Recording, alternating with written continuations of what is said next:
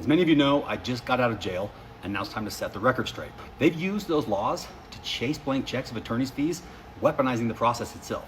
If I chose not to stand up, this same nightmare could happen to any business owners, families, or even those of you watching this video. Heavy D just got out of jail, 48 hours behind bars, $850,000 he refuses to pay, and right now the internet is at war over whether he's a hero standing up to a broken system or someone who just ignored court orders for 3 years. Here's what actually happened, and honestly, after looking at everything, I think Heavy D got a raw deal. Let me explain. It's terrifying. It actually is terrifying. Welcome back to Tuna No Crust, the largest card TV show news on YouTube. If you're new here, make sure to hit that subscribe button and turn on notifications. Let's roll.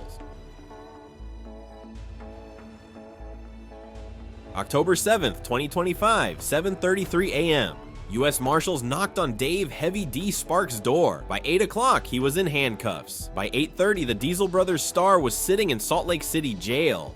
But let me take you back to where this all started. 2010, a Utah garage. Two mechanics, Heavy D and Diesel Dave, just wanted to save junked trucks and turn them into powerful machines. Their YouTube videos exploded. Discovery Channel came calling. By 2016, they had a reality show. For 8 seasons, millions watched Heavy D build insane trucks. Trucks for Kanye West, for Marshawn Lynch. By 2025, he had 4.4 million YouTube subscribers and Ram Trucks partnerships. He built an empire on diesel culture. He created jobs, inspired millions, and showed that blue-collar builders could make it big. But while Heavy D was building an empire, someone else was building a case against him. Before I continue, I want you to comment right now. Are you Team Heavy D, or do you think he deserved this? Because this story is about to show you why I'm firmly on Heavy D's side here.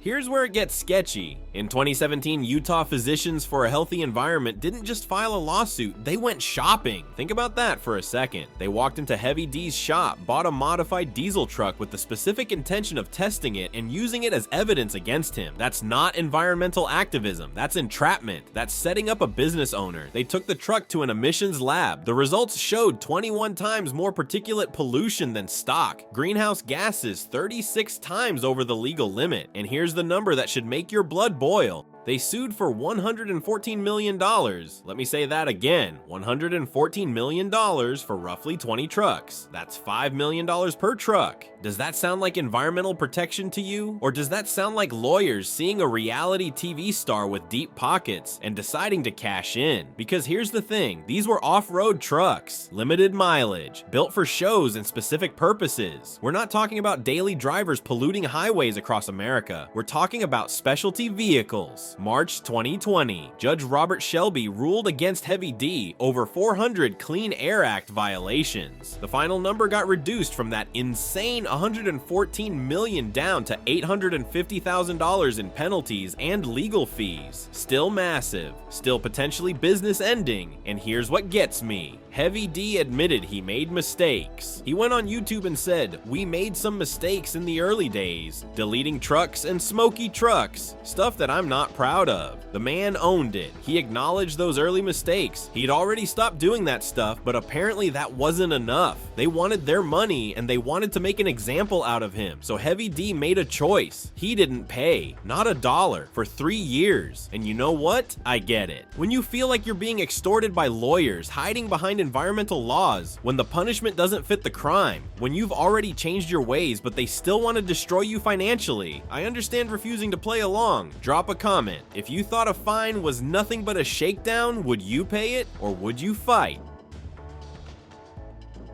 By June 2024, the court ran out of patience. Judge Shelby found Heavy D in civil contempt. They wanted everything: bank statements, asset lists, every truck and trailer Heavy D owned. And one more rule, don't transfer any assets without court approval. Think about that. They wanted control of his entire business, everything he'd built from nothing. Heavy D's response? July 2025. He held a massive garage sale. Fans showed up, trucks, parts, merch, everything was moving. Heavy D was trying to liquidate on his own terms, take care of his community, and handle his business his way. The court shut it down. They saw it as him trying to hide assets. But here's another way to look at it. A man trying to manage his own business and take care of his fans before the court seized everything. The judge made a deal. You can sell, but every dollar goes into a court-controlled account. Full accounting required. Heavy D agreed. Then things got complicated with the paperwork. Missed deadlines, accounting issues, a couple vehicles transferred without proper notice. Now, was that smart? Probably not. But when you're running a business, dealing with a reality show legacy, managing social media, and fighting a legal battle, things slip through the cracks. That's not criminal, that's being human. But the court didn't see it that way. October 2nd, Judge Shelby issued an arrest warrant. October 7th, the marshals came knocking. 48 hours. That's how long Heavy D spent behind bars. And according to Heavy D, he spent it in solitary confinement, not with other inmates, alone in a cell for what he describes as standing up for what he believes in, for a civil matter, not a crime. A civil contempt charge because paperwork wasn't filed on time. This wasn't criminal, and I didn't break any laws. This was a civil case. Let me be crystal clear, Heavy D wasn't arrested for pollution. He wasn't arrested for breaking environmental laws. He was arrested because he didn't turn in financial documents fast enough for a judge who'd already decided to make an example out of him. The news exploded. Diesel Brothers star jailed for pollution violations, which is misleading at best, straight up false at worst, but it made headlines, and that's what mattered. Environmental groups celebrated like they'd won some major victory. Meanwhile, Heavy D's fan base, the real truck community, saw exactly what this was: government overreach and legal system abuse. Within hours, #FreeHeavyD was trending because people recognized this for what it was. And you know what's telling? The industry went silent. Whistling Diesel didn't post. Matt's Off-Road Recovery didn't post. Ram Truck said nothing. And here's what really gets me. Even Diesel Dave Kiley, Heavy D's original partner, the guy who built this empire with him from that garage back in 2010, he stayed silent too. Heavy D, Diesel Dave, Joshua Stewart, their companies Diesel Power Gear and B&W Auto, they all got hit with this lawsuit. But when the arrest happened, crickets. When your co-founder and business partners won't even speak up, that tells you how much fear this created in the community. Everyone was scared they'd be next. October 9th, Heavy D appeared before the judge via video link from his cell. The choice: comply or stay locked up indefinitely. So Heavy D did what he had to do. He agreed to provide the documents within 10 days. The cell door opened.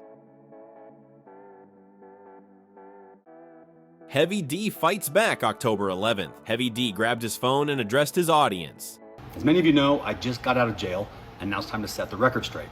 And he was right to be fired up. This wasn't about dodging payment. This was about exposing how environmental laws get weaponized for profit, how lawyers can use the Clean Air Act not to protect the environment, but to extract massive settlements from successful people. This was not about me refusing to pay money that I rightfully owed. This was about standing up to a broken system that's been hijacked by bad actors, mostly lawyers who have learned how to twist environmental laws into personal profit machines. Greedy lawyers demanding $114 million for 20 off-road trucks. Was this ever really about clean air? Or was it about seeing a TV star and calculating how much they could squeeze out of him? Heavy D called his time in jail what it was: political persecution dressed up as environmental justice. He urged fans to ask the real questions. What do lawyer fees have to do with cleaning Utah's air? And that's the question nobody wants to answer. Because if this was really about the environment, why did they initially demand $114 million? Why not focus on actual compliance, actual change, actual environmental improvement? The answer is simple: because this was always about money, and Heavy D isn't backing down. He's promised a full documentary exposing everything: the lawyers, the lawsuit, the whole broken system.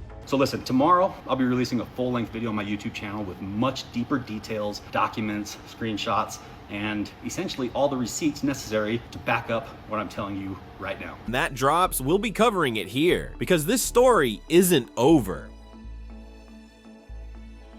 Heavy D has that mid-October deadline: provide the documents or potentially go back to jail, pay the $843,000, or keep fighting. His businesses are in limbo, sale money locked in court accounts. But here's what I believe: Heavy D is gonna come out of this stronger. His audience sees what happened. They see a builder, a creator, someone who came from nothing and built an empire, getting targeted by lawyers and activist groups who wanted to make a name for themselves and cash a big check. The truck community is rallying, because this isn't isn't just about Heavy D anymore. This is about whether successful people in our community can be targeted and destroyed through legal warfare just because they built something other people are jealous of.